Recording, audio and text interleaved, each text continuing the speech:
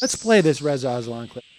So Michael comes in and says, what about this Reza Aslan clip? And I'm like, it doesn't sound that interesting to me. But when you hear Don Lemon and Alison Camerota of CNN try and argue this point with Reza Aslan, it's like watching, it's like there's a baseball game. And out of the 18 players who are playing, 14 of the players are 22-year-old minor league baseball players. And then 4 of them are 6.5-year-olds who are getting up to bat. They can barely lift the bat. Listen to this debate over Bill Maher's sort of anti-Muslim bigotry. This is just stunning. I like Bill Maher. I've been on his show a bunch of times. He's a comedian, but frankly, when it comes to the topic of religion, he's not very sophisticated in the way that he thinks. I mean, the argument about the female genital mutilation being an Islamic problem is a perfect example of that. It's not an Islamic problem, it's an African problem. Well, wait, because he says it's a, hold on a second, Reza, because he says it's a Muslim country problem. He says that in Somalia... Yeah, but that's... Pause it. Yeah, and that's... See, she's got him. He says it's not an Islamic problem. She goes, no. He says it's a Muslim country problem. She may not know that. Well, okay, go continue.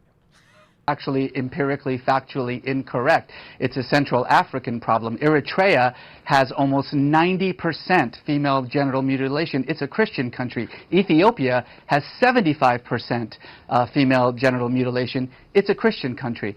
Nowhere else in the Muslim majority states is female genital mutilation an issue. But again, this is the problem, is that you make these facile arguments like that women are somehow mistreated in the Muslim world. Well, that's certainly true in many Muslim majority countries like Iran and Saudi Arabia.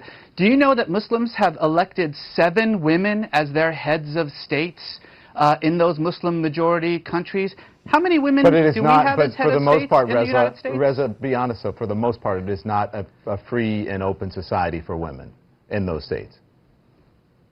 Well, it's not in Iran, it's not in Saudi Arabia, it certainly is in Indonesia and Malaysia, it certainly is in Bangladesh, it certainly is in Turkey.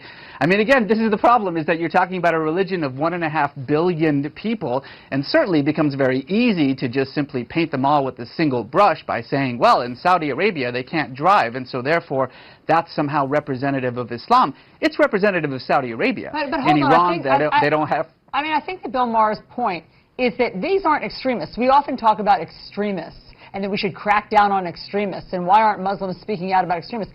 In Saudi Arabia, when women can't vote and they can't drive and they need permission from their husband, that's not extremists. Why aren't we talking more about what... That's not extremist, that's commonplace. Why don't we talk more about the commonplace wrongs that are happening in some of these countries? It's extremist when compared to the rights and responsibilities of women, Muslim women around the world. It's an extremist way of dealing with it. But it's not extremist in that. It's not extremist in that country, in Saudi Arabia. That's the norm. Oh no, it's not. Let me just explain to you what the argument that Don Lemon and Alison Camerota are making right now. What they're saying is like, but in Al-Qaeda, for instance, none of the members in Al-Qaeda would seem extremist to the other members of Al-Qaeda. So it's commonplace in there. So what, like they have shifted now from, what Reza is saying is, yes, if you're going to look at the 1.5 billion Muslims, Saudi Arabia represents an extremist faction of that group. I mean, I don't know if these guys have been to Meir Sharim or not Meir Sharim. What is the area in Israel? I can't remember. Or parts of Crown Heights. There you go. You know what women aren't allowed to do there? Get a divorce. unless they hire some guy to go beat up their husband. They have to keep their full bodies. Just for people who aren't sure, we're talking Crown Heights, Brooklyn. That's right. New York City. The It was like Crown Heights, Iowa. well, but the bottom line is, in Orthodox communities, it's not extreme to have to subjugate women. So, well, look, I mean, that's the. All right, continue. I mean, look, Saudi Arabia is one of the most, if not the most extremist Muslim country in the world. In the month that we've been talking about ISIS and their terrible actions in Iraq and Syria, Saudi Arabia, our closest ally, has beheaded 19 people. Nobody seems to care about that because Saudi Arabia sort of preserves our national interests. You know, this is the problem, is that these kinds of conversations that we're having aren't really being had in any kind of legitimate way. We're not talking about women in the Muslim world. We're using 2 or 3 examples to justify a generalization. That's actually the definition of bigotry. All right, fair enough. Let's listen to Benjamin Netanyahu at the United Nations. So when it comes to their ultimate goals, Hamas is ISIS, and ISIS is Hamas. Oh, there and you what go. they share in common, all militant Islamists share in common. There you So, go. Reza, the question at the bottom of the screen that everyone is looking at. Does Islam promote violence? Islam doesn't promote violence or peace. Islam is just a religion, and like every religion in the world, it depends on what you bring to it. If you're a violent person, your Islam, your Judaism, your Christianity, your Hinduism is going to be violent. There are marauding Buddhist monks in Myanmar slaughtering women and children. Does Buddhism promote violence? Of course not. People are violent or peaceful, and that depends on their politics, their social world, the way that they see their communities, the way they see themselves. So, Reza, you don't think that there's anything more, there's the justice system in Muslim countries, you don't think is somehow more primitive or subjugates women more than in other countries? Did you hear what you just said? You said in Muslim countries. I just told you that Indonesia, women are absolutely 100% equal to men. In Turkey, they have had more female representatives, more female heads of state in Turkey than we have in the United States. Yes, but in Pakistan, stop saying things like Muslim countries. Women are still being stoned. And that's to a death. problem for Pakistan. You're so in right. other words, so you, let's criticize Pakistan. I just want to be clear on what your point is, because I thought you and Bill Maher were saying the same thing. Your point is that Muslim countries are not to blame. There is nothing particular, there's no common thread in Muslim countries. You can't paint with a broad brush that somehow their justice system or Sharia law or what they're doing in terms of stoning and female mutilation is different than in other countries like Western countries. Stoning and mutilation and those barbaric practices should be condemned and criticized by everyone. The actions of individuals and societies and countries like Iran, like Pakistan, like Saudi Arabia must be condemned because they don't belong in the 21st century.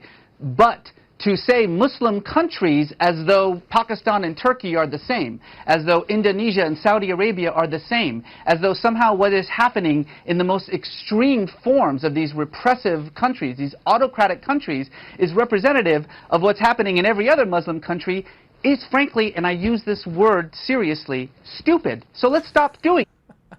There you go. That was stunning. And the only thing I can imagine is that there's some producer in Alison Camarota's ear and Don Lemon's ear like, you got to stretch this out. You got to stretch this out. Can you play dumb? Try and play dumb. Play dumb. Play dumb. Just pretend like you didn't get what he was saying. Just pretend like you didn't get what he was saying. You're giving them way too much credit, Sam. That's just stunning. I'm sorry, Reza. I have not listened to anything you've said, so I'm going to ask the question again, but I'm going to phrase it slightly different because it turns out our report on the Kardashians is not back from the edit bay yet. It's actually more like the CNN anchors are being told in their earpiece, all right, let's wrap this up, and they're going, hold on, I have a really good question to bring up. I'm going to nail him. I'm going to nail this guy to the wall. So you're saying that if we live in an extremist country, that we would be extremists? I don't think so. Wait, so I just listened to you for like 5 minutes, and what you're telling me is you're not saying the same thing as Bill Maher? What? That's the best part of that clip. Followed by, yeah, I get the point. All right. No, we Anyways, get it. Benjamin Netanyahu. Yeah, Benjamin yeah. Netanyahu had this to say. That was the other thing about that. Like, wait, what? Well, Why did they drop that in? Reza Aslan was just talking about bigotry, and it was like, oh, okay, let's get to. Let's take something just completely different, but associate ourselves with Benjamin Netanyahu.